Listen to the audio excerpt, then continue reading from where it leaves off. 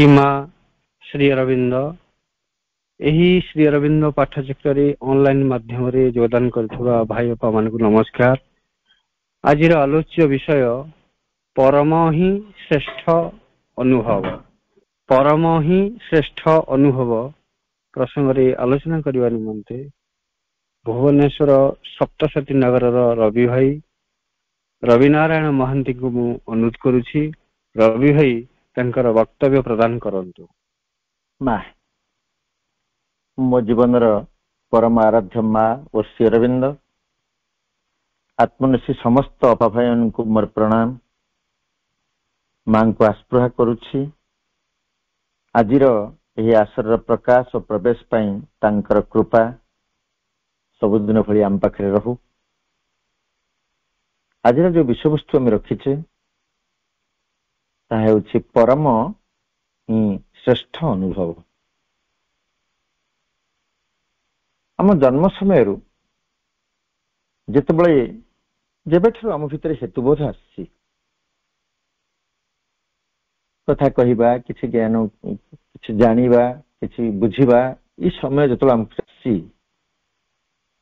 आमको कहि दिया जाइछि जे मनीष एक सांसारिक प्राणी,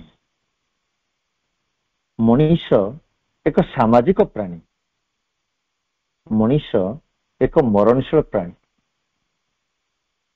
ये जो तीनोटी कथा है सांसारिक सामाजिक एवं मरणशील आ बाहर को आम अधिकांश अधिक किसी सूचना अधिक किसी ज्ञान प्रदान करिबारे समाज पारिपार्श्विक परिस्थिति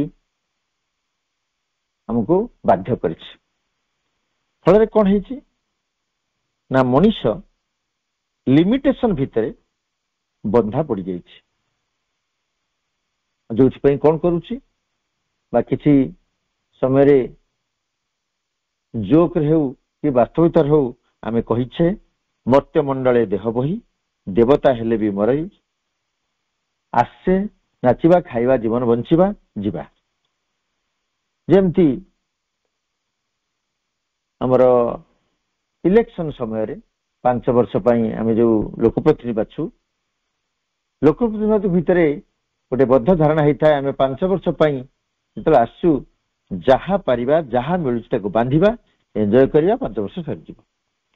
आम मान को जीवन को सेमती गोटे लिमिटेशन भितरे गोटे अवास्तवता भितरे बांधी दिया जाइछि।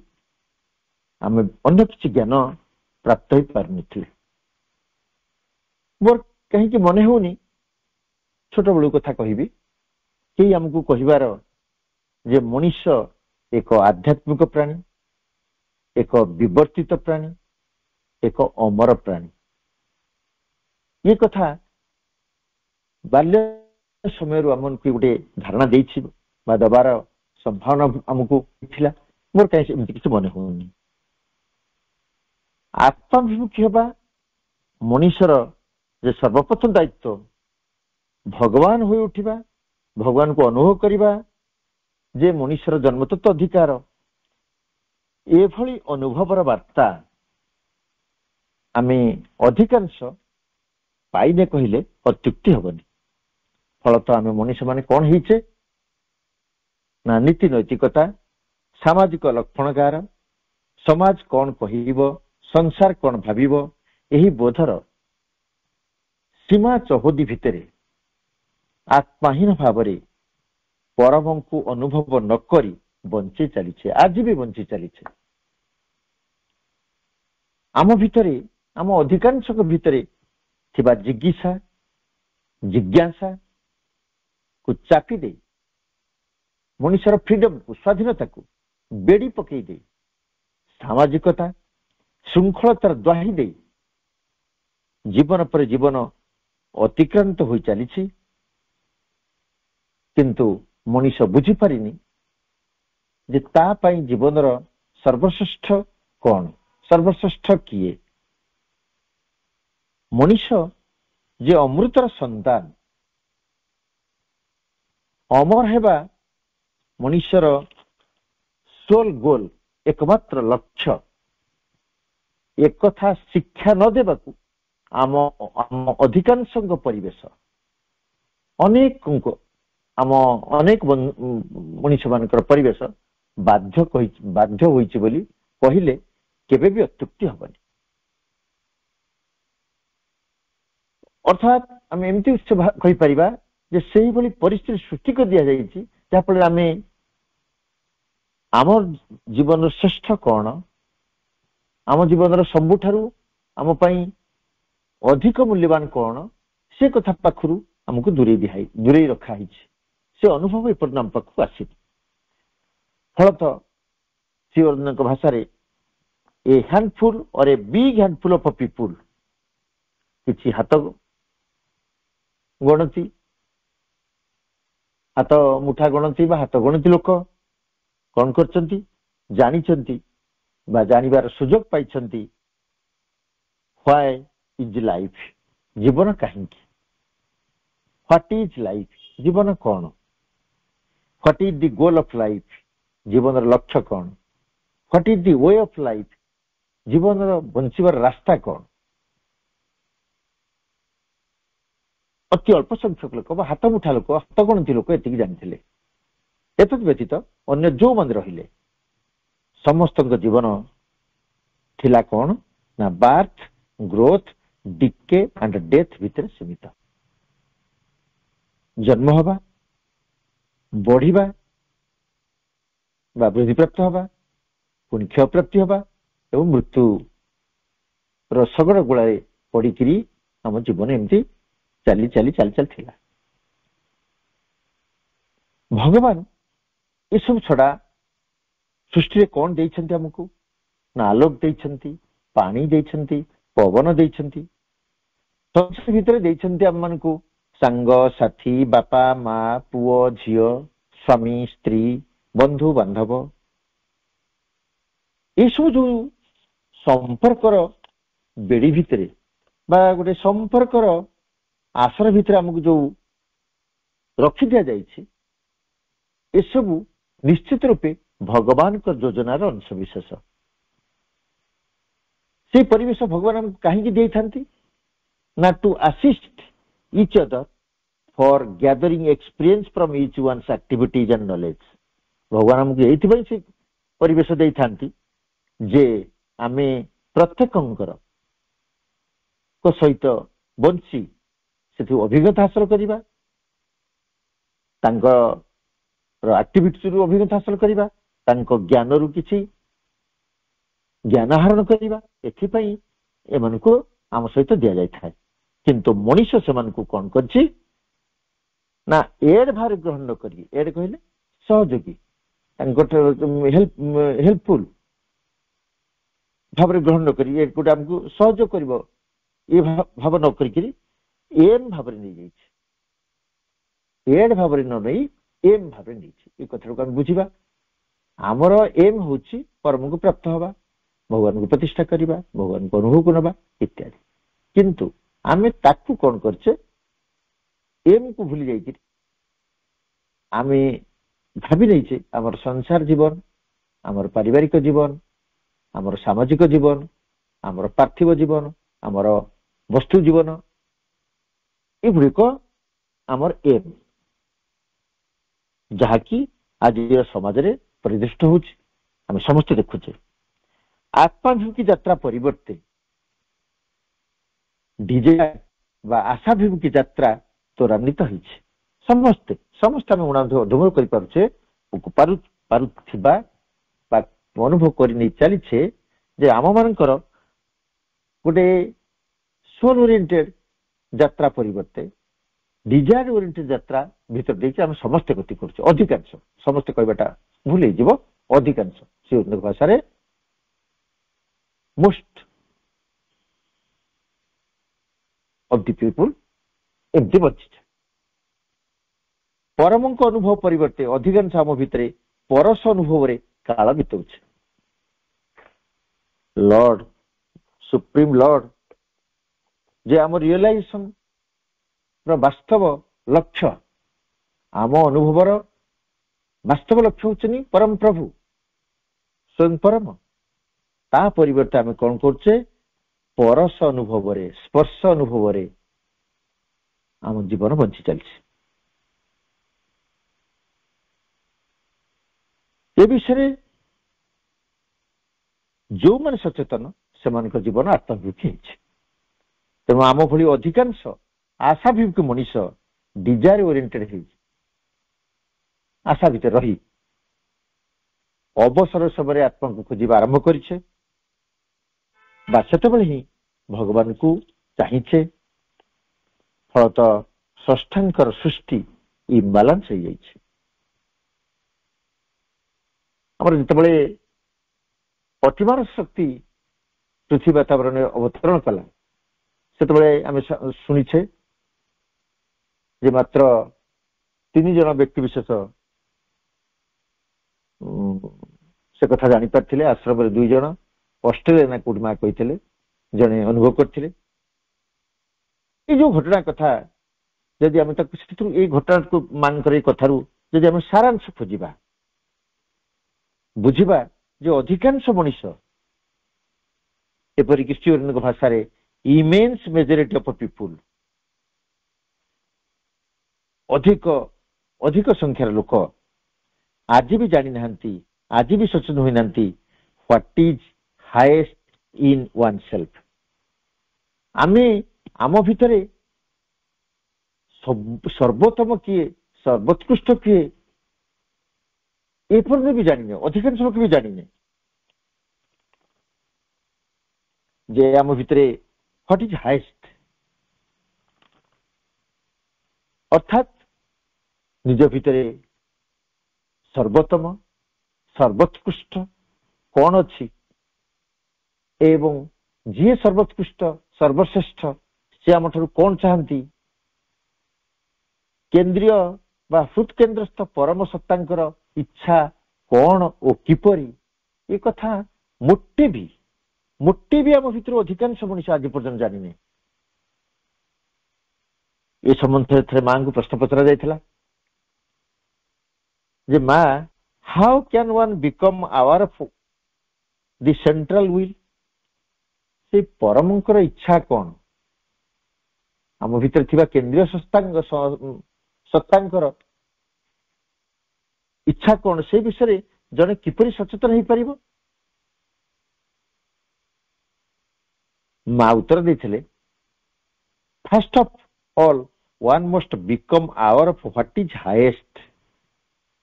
ମା କହିଥିଲେ ଯେ ଇଚ୍ଛା କଣ ପଛରେ ଜାଣିବ, ହାଏଷ୍ଟ କିଏ, ଆମ ଭିତରେ ସବୁଠାରୁ ହାଏଷ୍ଟ କିଏ, ସର୍ବୋତ୍ତମ କିଏ, ସର୍ବୋତ୍କୃଷ୍ଟ କିଏ, ସର୍ବଶ୍ରେଷ୍ଠ କିଏ, ସେଇଟା ଆଗେ ଜାଣିବା ଦରକାର। ତାଙ୍କୁ ସିନା ସିଏ କିଏ ଜାଣିଲେ, ଜଣେ ମୁରବୀ କିଏ ସିନା ଜାଣିଲେ ଆମେ ତାକୁ କିଛି ପ୍ରଶ୍ନ କରିବା, ତାଙ୍କ ଇଚ୍ଛା କଣ ଜାଣିବା, ତାଙ୍କ ଉଦ୍ଦେଶ୍ୟ କଣ ଜାଣିବା, ସେ ଆମକୁ ପାଇଁ କଣ ଚାହୁଁଛନ୍ତି ବୁଝିବା।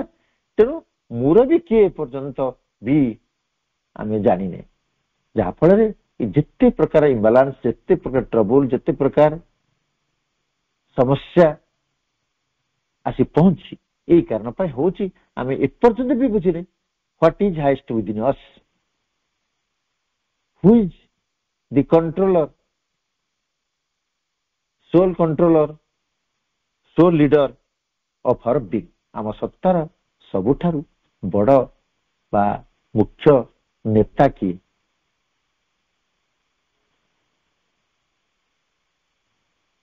ତେଣୁ ମା କହୁଛନ୍ତି ଯଦି ଜଣେ ପ୍ରଥମେ ବୁଝିଯିବ ହ୍ୱାଟ ଇଜ ହାଏଷ୍ଟ, ତା ଭିତରେ କିଏ ମୋଷ୍ଟ ଟ୍ରୁ କିଏ, ସବୁଠାରୁ ସର୍ବୋତ୍ତମ ସତ୍ୟ କିଏ, ମୋଷ୍ଟ ୟୁନିଭର୍ସାଲ ବିଶ୍ୱଗତ କିଏ ଏବଂ ଶାଶ୍ୱତ କିଏ, ଯଦି ନିଜ ଚେତନା ମଧ୍ୟରେ ସେ ଜଣେ ବୁଝିପାରିବ, ତାହେଲେ ଯାଇ ସିଏ ତାଙ୍କର ଇଚ୍ଛା କଣ ବୁଝିବ।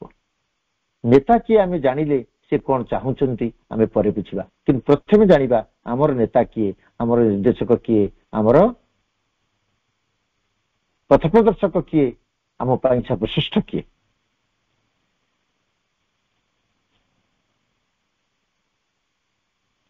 ଯଦି ଆମକୁ ଆମେ ପ୍ରଶ୍ନ କରିବା ଯେ ହ୍ୱାଟ ଇଜ ହାଏଷ୍ଟ, ସର୍ବଶ୍ରେଷ୍ଠ ସର୍ବୋତ୍କୃଷ୍ଟ ସବୁଠାରୁ ବଡ ବା ହାଇଷ୍ଟ କିଏ ଆମେ ନିଶ୍ଚିତ ରୂପେ ଉତ୍ତର ପାଇବା ସେ ହଉଛନ୍ତି ଦି ସୁପ୍ରିମ ଲର୍ଡ। ଏଇଟା ପ୍ରଥମେ ବୁଝିବା ପରେ ହିଁ ତାଙ୍କ ଇଚ୍ଛା କଣ ଆମେ ତାକୁ ଜାଣିବା। ଆମେ ଯଦି ଜଣକୁ ସନ୍ଦେହ କରୁଥିବା ଯେ ସେ ଭଗବାନ ନୁହନ୍ତି, ଆମେ ଯଦି ଜଣକୁ ଭାବୁଥିବା ଆମର ସର୍ବଶ୍ରେଷ୍ଠ ନେତା ସେ ନୁହନ୍ତି, ତାହେଲେ ସେ କଣ ଚାହୁଁଛନ୍ତି, ତାଙ୍କର ଇଚ୍ଛା କଣ ଆମେ ଜାଣିବା କେମିତି, ବୁଝିବା କେମିତି? ମା କହୁଛନ୍ତି ପରମ କଣ ଏବଂ ପରମଙ୍କ ଇଚ୍ଛା କଣ ଏଗୁଡିକ ଓଭରନାଇଟ ଜାଣି ହୁଏ ନାହିଁ। ଏଟା ଆମେ ସବୁବେଳେ ସମସ୍ତେ ଆଲୋଚନା କରୁଛେ ଯେ ଆମେ ଏମିତି କରିବା ସେମିତି କରିବା ଅମର ହବା। ତେବେ ଏସବୁ ଜିନିଷ ମା କହୁଛନ୍ତି ଏଗୁଡା ସବୁ ପରମଙ୍କୁ ଜାଣିବାଟା ଏତେ ସହଜ କଥା ନୁହେଁ କି ଓଭରନାଇଟ ରାତାରାତି ହେଇଯିବ, ଏଇଟା ମଧ୍ୟ ଠିକ ସେଇଭଳି କଥା ନୁହେଁ। This is learned gradually. ଏଇଟା ଆସ୍ତେ ଆସ୍ତେ କରି ବୁଝି ହୋଇଥାଏ, ଏପରିକି ଜନ୍ମ ପରେ ଜନ୍ମ ବି ଲାଗିଯାଏ। ନିଜର ଅର୍ଡିନାରୀ ଚେତନା ସ୍ତରରୁ ଆରମ୍ଭ କରି କରି ଜଣେ ଯେତେବେଳେ ୱାନ୍ସ ଇନର କନସିୟସନେସ ପାଖରେ ପହଞ୍ଚି ପାରେ ୱିଥ ସର୍ଟନ ପରସିଷ୍ଟାନ୍ସ, ଦୃଢ ପ୍ରଚେଷ୍ଟା, ପ୍ରତି ଜନ୍ମରେ ଆମକୁ ପ୍ରଚେଷ୍ଟା ଜାରି ରଖିବାକୁ ପଡିବ। ଆମ ଚେଷ୍ଟାରେ ବିରତି ରହିବନି। ପ୍ରତି ମୁହୂର୍ତ୍ତରେ ଆମେ ସର୍ବୋତ୍କୃଷ୍ଟଙ୍କୁ ସଚେତନ ହେବାକୁ ଚେଷ୍ଟା କରୁଥିବା, ସର୍ବୋତ୍କୃଷ୍ଟ କିଏ ଜାଣିବାକୁ ଚେଷ୍ଟା କରୁଥିବା, ସର୍ବୋତ୍କୃଷ୍ଟଙ୍କୁ ରିମେମ୍ବର କରୁଥିବା, ରିମେମ୍ବରାନ୍ସ ଥିବ, ଅନବରତ ତାଙ୍କ ପ୍ରତି ସ୍ମରଣ ରହୁଥିବ। Then only one realizes what is that puts this highest part of one's being into motion. ମା କହୁଛନ୍ତି ସେତେବେଳେ ଯାଇ ଜଣେ ଅନୁଭବ କରିପାରିବ ତା ଭିତରେ ସର୍ବୋତ୍ତମ ଅଂଶଟି କଣ ବା ସର୍ବୋତ୍ତମ ସତ୍ତା କିଏ, ଯିଏ କି କଣ କରୁଛନ୍ତି, ଆମକୁ ମୋଶନ କରୁଛନ୍ତି, ଆମକୁ ଗତିଶୀଳ କରୁଛନ୍ତି, ଯିଏ କି which is the represent the ideal of the being, ଆମ ସତ୍ତାର ଯିଏ ହଉଛନ୍ତି ଆଦର୍ଶ। ଏ କଥା ଆମେ କେତେବେଳେ ବୁଝିବା ନା ଯେତେବେଳେ ଜାଣିବା ଆମ ଭିତରେ ହାଏଷ୍ଟ କିଏ। ମା କହୁଛନ୍ତି there is no other way, ଏଥିପାଇଁ ଅନ୍ୟ ରାସ୍ତା କିଛି ନାହିଁ। ଯାହା ହବ ଧୀରେ ଧୀରେ ହବ, ଅର୍ଡିନାରୀ ଚେତନରୁ ଆରମ୍ଭ ହୋଇ ଉଚ୍ଚତର ଚେତନର ଗ୍ରେଡେସନ ମାଧ୍ୟମରେ ଆମେ ଉଚ୍ଚତମ ଚେତନାକୁ ପ୍ରାପ୍ତ ହେବା। ଏଇଠି ପ୍ରଶ୍ନ ଉଠେ, ଯଦି ଆମେ ଉଚ୍ଚତର ଚେତନା ପ୍ରାପ୍ତ ହବା, ହାଏଷ୍ଟଙ୍କୁ ଅନୁଭବ କରିବା, ପରମଙ୍କୁ ଅନୁଭବ କରିବା, କେମିତି ପାରିବା, କେମିତି ହବ? ଏଇଟା ଛାଁ ଛାଁ ଆପଣା ଛାଁ ହବ ନା ପରମ ଚାହିଁକିରି ହବ କି ଉଭୟଙ୍କର ପ୍ରଚେଷ୍ଟା ହବ? ଏହାର ଉତ୍ତର ଆମେ ମା ବହିର ପ୍ରଥମ ଅଧ୍ୟାୟରେ ପାଇଛେ। ଯେଉଁ ମହାନ ଓ ଦୂର କାର୍ଯ୍ୟରେ ଆମର ସାଧାରଣ ଲକ୍ଷ୍ୟ ତା ଦୁଇଟି ଶକ୍ତିର ସାହାଯ୍ୟରେ ସମ୍ପନ୍ନ ହୋଇପାରେ। ଗୋଟିଏ ହେଲା ନିମ୍ନରୁ ଆବାହନ କରିଦେଉ ସ୍ଥିର ପ୍ରଚୁର ଆସ୍ପୃହା ଏବଂ ଉପରୁ ଉତ୍ତର ଦିଏ ଯେଉଁ ପରମ ଭାଗବତ କରୁଣା। ଏଇଟା ଆମେ ଜାଣିଛେ। ତେଣୁ ମା କହୁଛନ୍ତି ହାଏଷ୍ଟ କନସିୟସନେସ ବା ହାଏଷ୍ଟଙ୍କୁ ଅନୁଭବ କରିବା ପାଇଁ ରାସ୍ତା ତ ଅନେକ ରହିଛି। କେତେ ଆବାହମାନ କାଳରୁ ଆମେ ଯୋଗୀ ମୁନି ଋଷି ତାଙ୍କ ତପସ୍ୟା, ଧ୍ୟାନ, କର୍ମ, ଜ୍ଞାନ, ଭକ୍ତି, ବହୁତ ରାସ୍ତା। ସାଧାରଣ ଭାବରେ ସାହାଯ୍ୟ ଭାବରେ କେତୋଟି କଥା କହିବା। ମା କହୁଛନ୍ତି ପରମଙ୍କୁ ଅନୁଭବ କରିବା ପାଇଁ ଯୋଉ ୱେଟ୍ସ ଗୁଡିକ ରହିଛି, ଯେଉଁ ସହଯୋଗୀ ରାସ୍ତା ଗୁଡିକ ରହିଛି, ତା ଭିତରୁ ଗୋଟେ ହଉଛି ଥ୍ରୋ ରିଡିଂ ସ୍ପିରିଚୁଆଲ ବୁକ୍ସ। ଆମକୁ ଆଧ୍ୟାତ୍ମିକ ବହି, ଆଧ୍ୟାତ୍ମିକ ଗ୍ରନ୍ଥ ପଠନ କରିବା ପାଇଁ ପଡିବ, ବୁଝିବାକୁ ପଡିବ, ସୋ ଦ୍ୟାଟ ପରମଙ୍କୁ ଅନୁଭବ କରିବାରେ ଏଇଟା ଗୋଟେ ବଡ ସାହାଯ୍ୟ ହେଇପାରେ। ଆମର ସଂସ୍କୃତିରେ ଗୋଟେ ଶ୍ଲୋକ ଅଛି, କାବ୍ୟଶାସ୍ତ୍ର ବିନୋଦେନ କାଳ ଗଚ୍ଛତି ଧୀମତାଂ ବେଶନେନ च मूर्खाणां निद्रया कलहेन वा। ଯୋଉମାନେ ଧୀମତା ଧୀ ସମ୍ପନ୍ନ ବ୍ୟକ୍ତି ଜ୍ଞାନୀ ବ୍ୟକ୍ତି ପଣ୍ଡିତ ଜନ ସେମାନେ କଣ କରନ୍ତି କାବ୍ୟ ଶାସ୍ତ୍ର ବିନୋଦନ କାବ୍ୟ ଶାସ୍ତ୍ର ଇତ୍ୟାଦି କି ପଠନ ପୂର୍ବକ ମନନ ପୂର୍ବକ ଆଲୋଚନା ପୂର୍ବକ ସେମାନଙ୍କର ଜୀବନ ଅତିବାହିତ ହୋଇଥାଏ ବା ସେମାନେ ଜୀବନର ଉପଯୋଗ କରିବା ପାଇଁ ଉଚିତ ମାର୍ଗ ପ୍ରାପ୍ତ ହୋଇଥାନ୍ତି। କିନ୍ତୁ ଯୋଉମାନେ ମୂର୍ଖ ବ୍ୟକ୍ତି ବିଶେଷ ସେମାନଙ୍କର କଣ ହେଇଥାଏ ନା ବିଳାସ ବ୍ୟସନରେ ନିଦ୍ରା ପାଇଁ ନିଦ୍ରା ଦ୍ୱାରା ବା ନିଦ୍ରା ଯାଇ କିମ୍ବା କଳହ କରି ତାଙ୍କ ଜୀବନ ଅତିବାହିତ ହୋଇଥାଏ। ତେଣୁ ଫାଷ୍ଟ କଥା ମା କହିଲେ ଥ୍ରୋ ରିଡିଂ ସ୍ପିରିଚୁଆଲ ବୁକ୍ସ, ଯୋଉଟାକି ମୁଁ ସଂସ୍କୃତ ଯୋଉ ଶ୍ଲୋକଟି ଉଦାହରଣ କରି କହିଲି। ତାପରେ କହୁଛନ୍ତି ଥ୍ରୋ କନଭରସେସନ, ଯୋଉଟା ଆମେ ମାନେ କରୁଛେ ଅନଲାଇନ ପାଠ୍ୟକ୍ରମ କରୁଛେ, ଇଭିନ୍ କୌଣସି ଜ୍ଞାନୀ ବ୍ୟକ୍ତିଙ୍କ ସହିତ ଗୁଣୀ ବ୍ୟକ୍ତିଙ୍କ ସହିତ ଅଧ୍ୟୟନଶୀଳ ବ୍ୟକ୍ତିମାନଙ୍କ ସହିତ ସାଧୁ ସନ୍ଥଙ୍କ ସହିତ ଆମେ ଯଦି କଥାବାର୍ତ୍ତା କରିପାରିବା, ଏବେ ସିନା ଟେଲିଫୋନ ହେଇଗଲାଣି, ଆଗରୁ ଫେସ ଟୁ ଫେସ ବସି କଥାବାର୍ତ୍ତା କରିବା ଦ୍ୱାରା କଣ ହଉଛି ନା ତାହା ଦ୍ୱାରା ମଧ୍ୟ ସେମାନଙ୍କର ଜ୍ଞାନକୁ ଆଧାର କରି ଆମ ଭିତରେ ଗୋଟେ ନୂତନ ଚେତନାର ପରିସ୍ଫୁଟନ ଘଟିଥାଏ, ଗୋଟେ ନୂତନ ପ୍ରେରଣାର ଉଦ୍ଭଟ ହୋଇଥାଏ, ମାନେ ନୂତନ ପ୍ରେରଣା ପାଇଁ ପ୍ରାପ୍ତ ହୋଇଥାଏ। ସୋ ଦ୍ୟାଟ ଆମେ ପରମ କାଳକୁ ଯିବା ପାଇଁ ପରମକୁ ଅନୁଭବ କରିବା ପାଇଁ ଆମକୁ ଖୋରାକ ମିଳିଯାଏ, ଆଶା ଉଜ୍ଜୀବିତ ହୁଏ, ଜୀବନ ଦୀପ୍ତିମନ୍ତ ହୋଇ ଉଠେ, ଆଲୋକିତ ହୋଇ ଉଠେ, ଆଶା ପୁନର୍ଜୀବିତ ହୁଏ ଯେ ନାଇଁ ଆମେ ବଞ୍ଚିପାରିବା, ଭଗବାନ ଅଛନ୍ତି, ଭଗବାନଙ୍କର ଶକ୍ତି ରହିଛି, ଭଗବାନଙ୍କର କୃପା ରହିଛି, ଭଗବାନଙ୍କର ଆମ ପ୍ରତି ସହଯୋଗ ରହିଛି, ଆଶୀର୍ବାଦ ରହିଛି, ଆମେ ତାଙ୍କୁ ଉପଲବ୍ଧି କରିବା। ଏ କଥା କେମିତି ମିଳିଥାଏ ନା ସାଧୁସନ୍ଥ ମାନଙ୍କ ଦ୍ୱାରା ସହିତ ଆଲୋଚନା ଦ୍ୱାରା,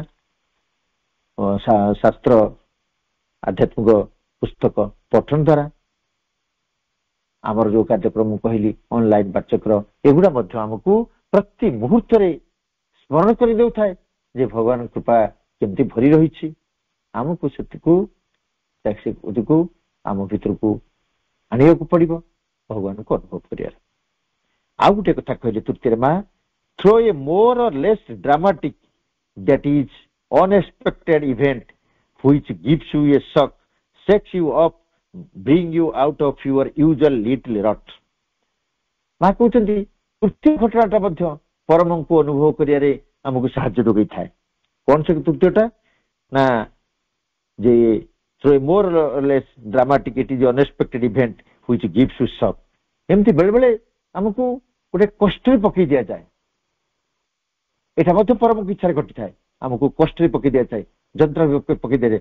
ଯୋଉମାନଙ୍କର ଆଧ୍ୟାତ୍ମିକ ପୁସ୍ତକ ପଠନ ଦ୍ୱାରା ନ ହେଇପାରିଲା, ଯୋଉମାନଙ୍କର ସାଧୁସନ୍ଥଙ୍କ ଦ୍ୱାରା ମନନ ସ୍ମରଣ ସେୟାର ମାଧ୍ୟମରେ ନ ହେଇପାରିଲା, ଅଧିକ ବେଳେ ବେଳେ କଣ କରାହେଇଥାଏ ନା ଗୋଟେ ଡ୍ରାମାଟିକ ସିଚୁଏସନ, ଅନଏକ୍ସପେକ୍ଟେଡ ଡ୍ରାମାଟିକ ସିଚୁଏସନ ଭିତରେ ମଣିଷକୁ ପକେଇ ଦିଆଯାଇଥାଏ। ଯୋଉ ଇଭେଣ୍ଟଟା କଣ କରିଥାଏ, which gives U A shock, ଯେହେତୁ ତମକୁ ଗୋଟେ ଆଘାତ ଦେଇଥାଏ, ବା କହୁଛ ଗୋଟେ ଆଘାତ ଦିଆଯାଇଥାଏ, ସେକ୍ସ ୟୁ ଅପ୍, ତମକୁ ଥରେ ଦେଇଥାଏ, brings you out of your usual little rut R U T rut. ଆଉ କଣ କରିଥାଏ ନା brings you out of your usual little rut. Rut ହଉଛି ଶଗଡ଼ ଗୁଳା, ଗୋଟେ ଦୃଢ ଅଭ୍ୟାସ, ଗୋଟେ ଆମେ ଗୋଟେ ଅଭ୍ୟାସର ପଥବର୍ତ୍ତୀ ହେଇକିରି ଆମେ ଯୋଉ ଚାଲିଛେ, ସେ ଭିତରୁ ମଣିଷକୁ ଉଠେଇ ଆଣିବା ପାଇଁ ପରମ ଆଘାତ ଦେଇଥାନ୍ତି, ତାଙ୍କ ଆଘାତ ମାଧ୍ୟମରେ କୃପା ଦେଇଥାନ୍ତି, ତାଙ୍କୁ ଅନୁଭବ କରିବାରେ, ତାଙ୍କୁ ମନେ ପକେଇବାରେ, ତାଙ୍କୁ ଆମର ଜୀବନର ପରଶମଣି ଭାବରେ ଗ୍ରହଣ କରିବାରେ। ତେଣୁ ମଣିଷକୁ କଣ କରିବା ପାଇଁ ପଡିବ ନା ଭଗବାନଙ୍କୁ ଅନୁଭବ କରିବାକୁ ହେଲେ, ପରମକୁ ଅନୁଭବ କରି ହେଲେ, ଯୋଉ ଶଗଡ଼ ଗୁଳାରେ ଯୋଉ ଫିକ୍ସଡ ହାବିଟ ଭିତରେ ଦେଇ ମଣିଷ ଗତି କରୁଛି, ନୀତି ନୈତିକତା ପୂଜା ପାର୍ବଣ ଭିତରେ ବାନ୍ଧି ହେଇକିରି ରହିଛି, शुद्ध पुत जीवन बंचिकी गोटे गोटे प्रहसन कर चली शुद्ध पुत जीवन बंची जो प्रहसन कथा मुझे कहली अर्थ नुहे जे आम शुद्ध पुत हबानी आम जो गोटे धराबंधा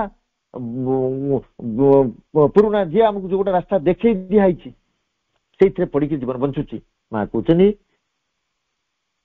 मनुष्य को कौन करा जाए ना हठात गोटे बड़ विपदर सम्मुखीन हवापाई व्यवस्था कर दिया जाए ता भितरे गोटे अनुभव आसे जे से जेपरी शून्य सते जेपरी शून्य तार अस्तित्व किछि नहीं सते जेपरी निजर अभ्यास भाव अभाव किछि नहीं मनुष्य माने ये अनुभव से भगवान आमको गोटे विपद भितर पकई दिखती आघात दे दिखती शक्त आघात दे दिखती इतने शून्य भाव आसी जाए इतने उदास भाव आसी जाए ता भितर आसी जाए आ केही मोर नहांती मोर बंधु नहांती बांधव नहांती मोर अर्थ नहीं मोर संपत्ति नहीं मत आत्मीय सपोर्ट दे पारे एमती गोटे बोध मनुष्य पाखे पहुंची गले मनुष्य कौन करे भगवान आड़ को प्रति सचेतन हबारे यथेष्ट साहाय्य करिथाए परिस्थिति पकई देकरी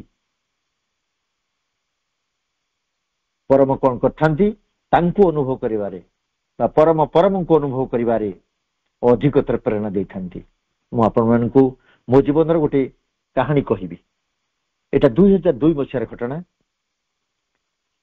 जोटा कि कौन करिथिला मते मोर सगड़ गुला अहंगी छारू आउ टिके बाहर को आनिया को राह देथिला मु इमोशनल हो जाइथिली 2002 मसरे मु भुवनेश्वर थाए अपांकर देह हठात खराब है तांकर मुंड कौन है सी ना चली पारे ना कथा कही पारे एमती गोटे हठात सिचुएसन से धीरे धीरे मुंड बुलाऊँ कहती गुरुत्व देउनथि बुझीपार हठात डाक्टर देखे डाक्टर कहले मत फास्ट क्वेश्चन करते what type of man you are तमे को प्रकार मनुष्य हिमोग्लोबिन टेस्ट कले हिमोग्लोबिन थिला 4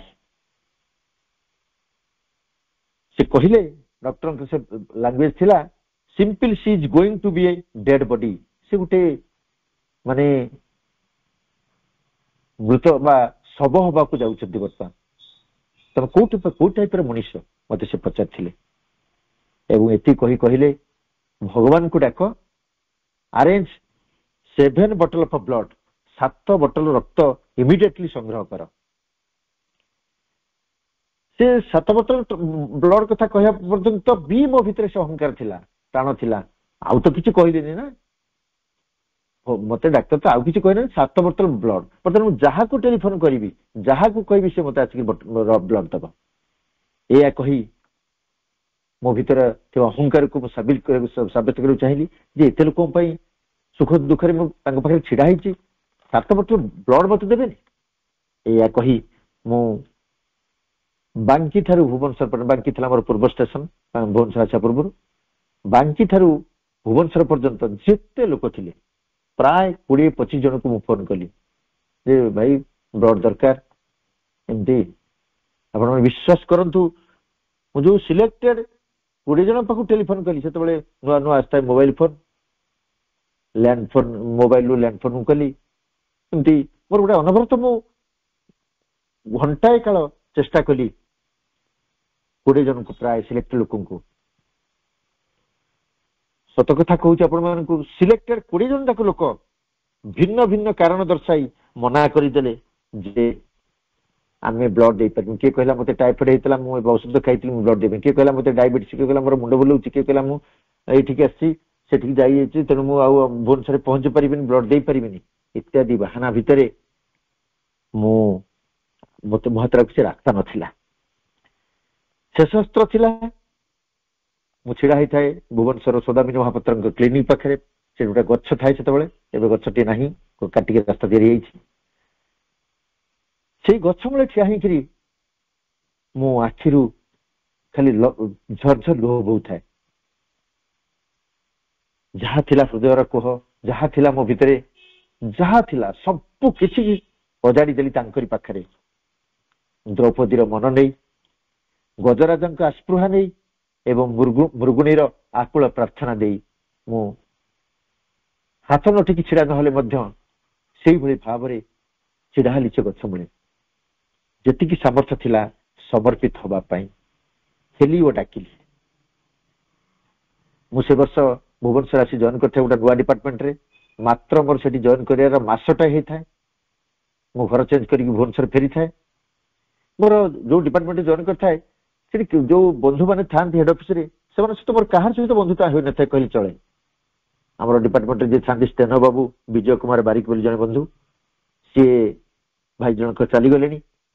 ମୁଁ ତାଙ୍କୁ କାହିଁକି ଫୋନ ଟିଏ କରିଦେଲି।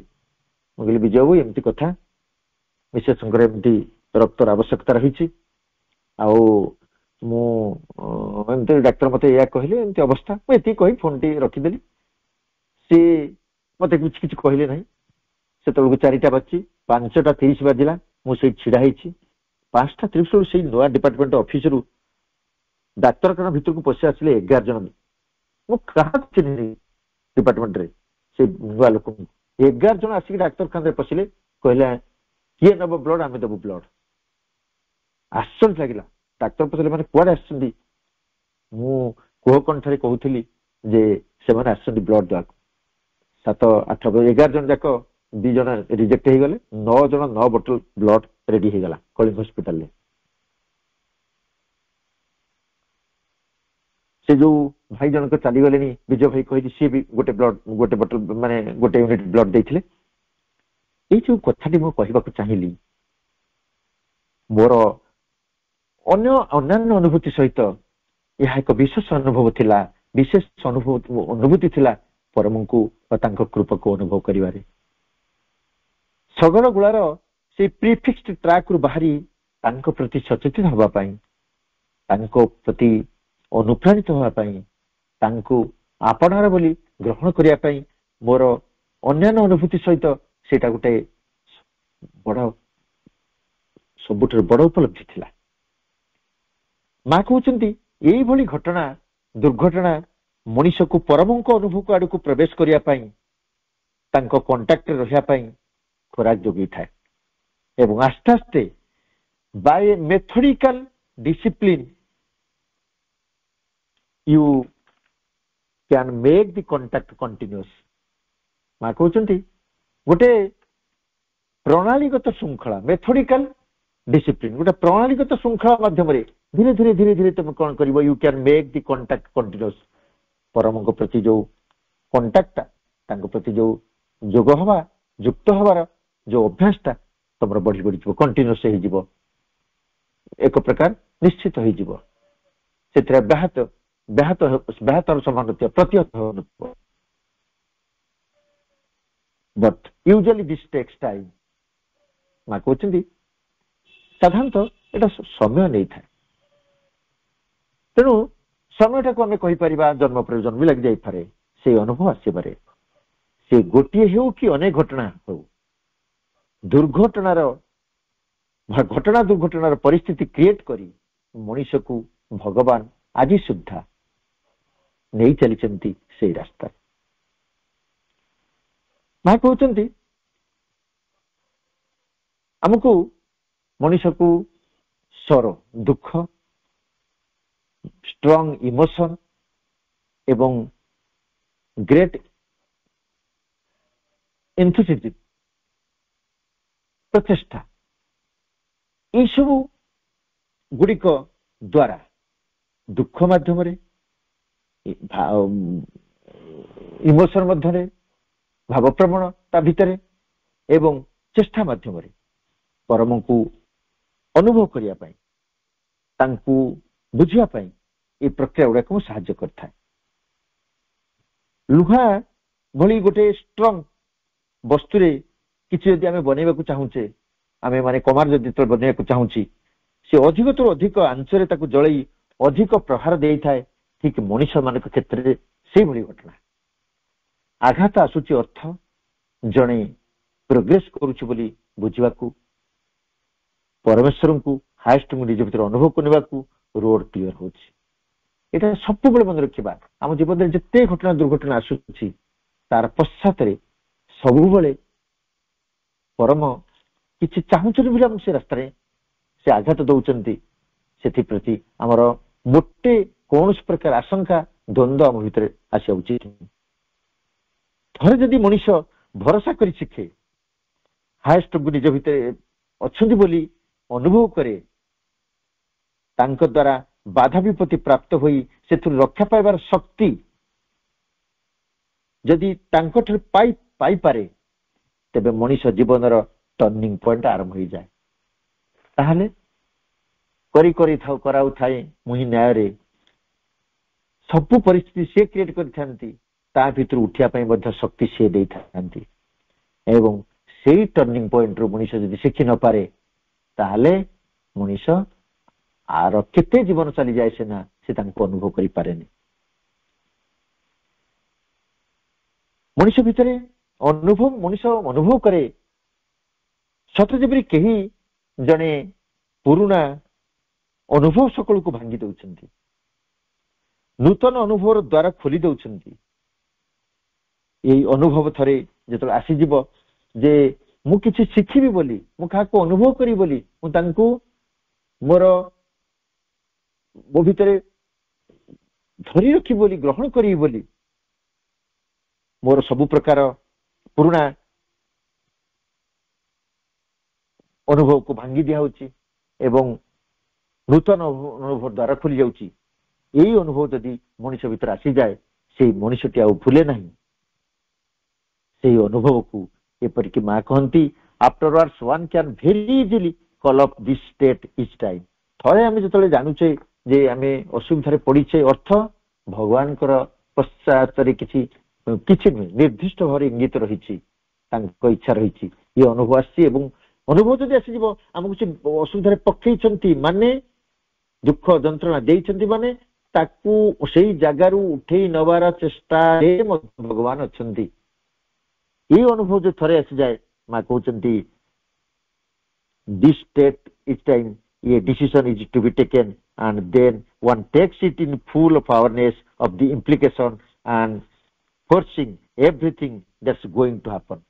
କହୁଛନ୍ତି ଯେ ଏଇ କଥା ଯଦି ଥରେ ଅନୁଭବକୁ ଆସିଯାଏ, ତାହେଲେ ଜଣେ କଣ କରେ, ପ୍ରତ୍ୟେକ ମୁହୂର୍ତ୍ତରେ ଫୁଲ୍ ଆୱାରନେସ୍ ତାର ଆସେ, ସେଇ ଅନୁଭବ ତାର ଆସେ, ସଚେତନତା ଆସେ ଯେ ମୁଁ ଯଦି ଏ ଅସୁବିଧାରେ ପଡିଛି, ତାହେଲେ ଭଗବାନ ମତେ ପକେଇଛନ୍ତି, ମତେ ଏଠୁ ଉଦ୍ଧାରି ନେବାର ଇଏ। ଆମେ କଣ କରୁ, ଅସୁବିଧାରେ ପଡିଲେ ଆମେ ଭାଙ୍ଗି ପଡୁ, ବିପଦରେ ପଡିଲେ ଆମେ ଭାଙ୍ଗି ପଡୁ। ସୋ ଦ୍ୟାଟ୍ ଭଗବାନ କହନ୍ତି ଯେ ଏତେ ହିଣ୍ଟସ୍ ଦେବା ପରେ ବି ଯଦି ସେ ନ ବୁଝିଛି, ତାହେଲେ ସେଇଠି ପଡିଥାଉ। କିନ୍ତୁ ଯଦି ଆମେ କହୁ ନା, ଆମକୁ ସଚେତନ ହବା ପାଇଁ ସେ ଇଏ ସୁଯୋଗ ଦେଇଛନ୍ତି, ଇଏ ଅସୁବିଧାରେ ପକେଇଛନ୍ତି, ଫଳତଃ ଆମେ ଯେତେବେଳେ ଏଇଭଳି ପରିସ୍ଥିତି ଆସିବ, ସେ ପରିସ୍ଥିତିରୁ ଉଧୁରି ଯିବା ପାଇଁ ସାମର୍ଥ୍ୟ ଶକ୍ତି ସେ ହିଁ ଦେବେ। ମା କହୁଛନ୍ତି, I do not think there is one individual in the world who has not experienced it। ଏତେ ସ୍ପଷ୍ଟ ଭାବରେ ମା କହୁଛନ୍ତି ଯେ ମୁଁ ଭାବୁନି ସଂସାର ଭିତରେ ଜଣେ କେହି ଇଣ୍ଡିଭିଜୁଆଲ ନାହିଁ ଯିଏ କି କହିବ ଏଭଳି ଅଭିଜ୍ଞତା ମୋର ଜୀବନରେ ଆସିନି ବୋଲି। ସମସ୍ତଙ୍କ ଜୀବନରେ ଆସିଛି। କଥା ହଉଛି ସେ କହୁଛନ୍ତି in one case or one cultured individual at least once in his life. ମା କହୁଛନ୍ତି ଜଣେ ସଚେତିତ ମଣିଷ କଣ କରେ ନା, ତା ଜୀବନରେ ୱାନ୍ସ ହଉ ପଛେ ସିଏ ବୁଝିଛି ବା ତାର ସେ ଅନୁଭବ ଆସିଛି ଯେ ଯୋଉ ଜିନିଷ ଆସୁଛି ଭାଙ୍ଗିବା ପାଇଁ, ଯୋଉଟା ମୁଁ ବ୍ରେକ୍ସ କରୁଛି, ସେ ଡୋର ଓପନ କରୁଛି ସମ୍ଭାବନା ଆଡକୁ ବା ତାଙ୍କୁ ଅନୁଭବ କରିବାକୁ। ତାଠୁ ଆମେ ଯଦି ବିପଦ ଭାଙ୍ଗି ପଡିଛେ, ତାହେଲେ ଆମର ଅନୁଭବ ନାହିଁ। ଆମେ ଯଦି ବିପଦରେ ପଡିକିରି ଏଇ ଅନୁଭବ ନେଇଛେ ଯେ ଆମକୁ ସଚେତନ କରିବା ପାଇଁ, ତାଙ୍କ କୃପାପ୍ରାପ୍ତ ହେବା ପାଇଁ, ତାଙ୍କ ଇଚ୍ଛାରେ ଏଇ ଅସୁବିଧାରେ ପକେଇଛନ୍ତି ଏବଂ ଭରସା ରଖିବା ଯେ ସିଏ ଆମକୁ ଏଉଠୁ ଉଠେଇ ଦେବେ, ଏଇ ଅନୁଭବ ଯଦି ଥରେ ଆସିଯାଇଛି, ଆମେ ସବୁବେଳେ ସେଇ ଅନୁଭବର ଦ୍ୱାହି ଦେଇ ବା ସେଇ ଅନୁଭବକୁ ବେଶ କରିକିରି ଅନ୍ୟ ବିପଦ ଆପଦ ଦୁଃଖ ଯନ୍ତ୍ରଣା କଷ୍ଟକୁ ଆମେ କଣ କରିପାରିବା, ଫେସ୍ କରିପାରିବା।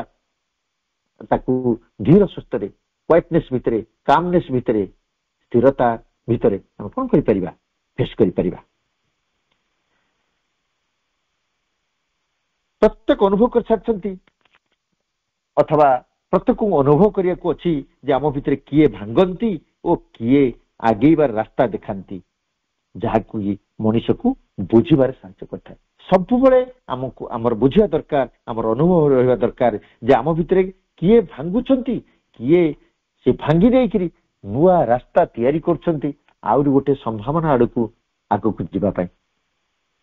ବାସ୍ତବରେ ଗୋଟିଏ ଗୋଟିଏ ଘଟଣା ଘଟିଯିବା ପରେ ଜଣେ ଇଣ୍ଡିଭିଜୁଆଲ ବ୍ୟକ୍ତି ଅନୁଭବ ହୋଇଥାଏ ଯେ ସେ ବଞ୍ଚିବାକୁ ଆରମ୍ଭ କରିଛି, ବଞ୍ଚିବାକୁ ଆରମ୍ଭ କରିଛି।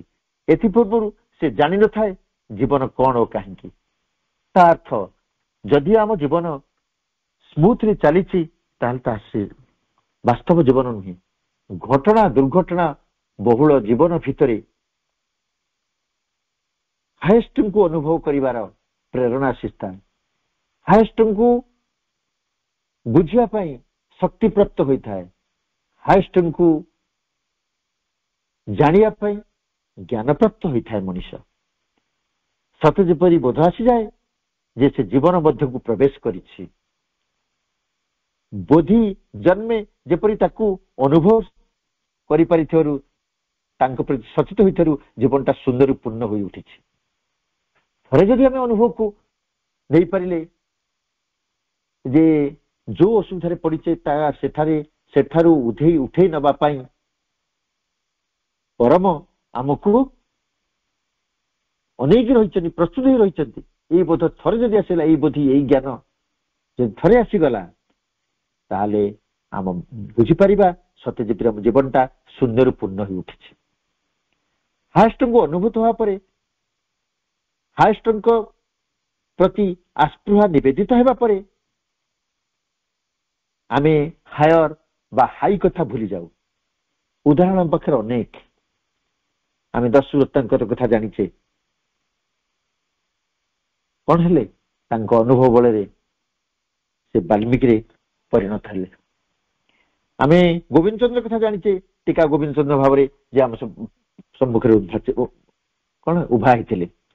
ଆମେ ସମ୍ରାଟ ଚଣ୍ଡାଶୋକଙ୍କ କଥା ଜାଣିଛେ, ଯିଏକି ଧର୍ମାଶୋକରେ ପରିଣତ ହେଇଥିଲେ।